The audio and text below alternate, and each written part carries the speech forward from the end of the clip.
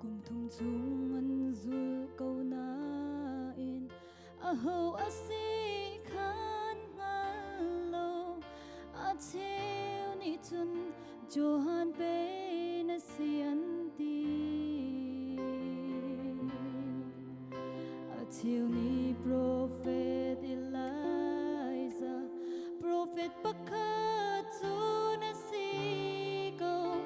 azul tu na ni an ngal kho lo hi lung pi chung ma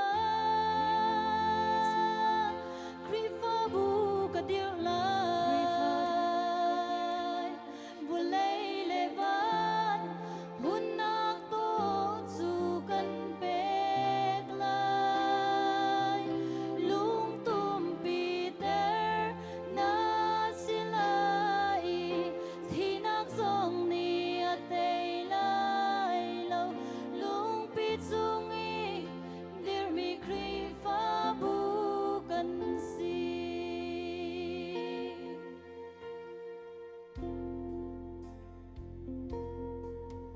hi bu lei chung a pathian dang mi lem phun tam pi man se kan ni cha Giêsu pathian long kan nge balzali som nga biak theng chu prophet Elijah ni ate Elijah biak theng mei cheu chu kan si hi long pi chung a kri fa bu ka dir lai bu lei le van hun nak to chu kan pek lai lung tum pi ter na silai thi nak song ni a tei lai lo lung pi chung i dir mi kri fa bu kan si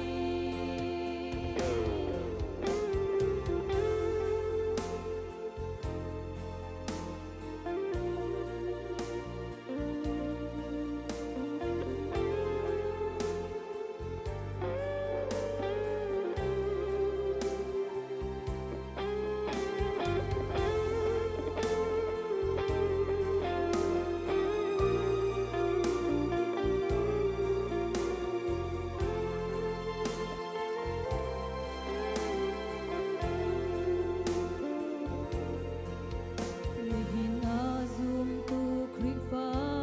bu lung pi chung a mo the se chung thiang tharawin fa sinak na chau chang mo ti le tharawin shin than mi tharaw hol phun chu na chau mo lung pi chung dir mi kri fa bu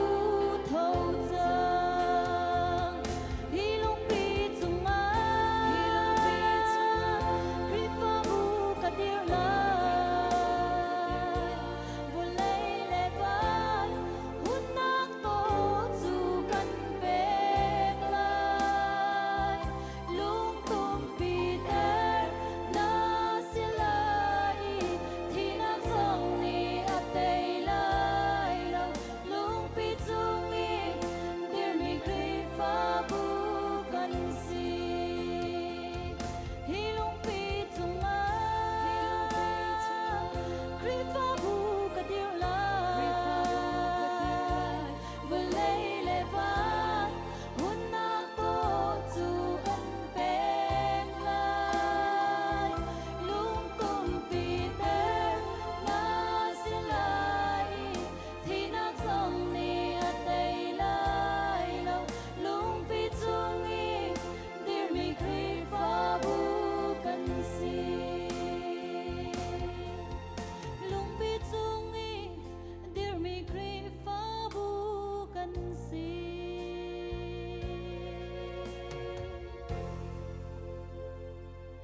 jiang kan biak mi kan betian ni sumpah nasa kose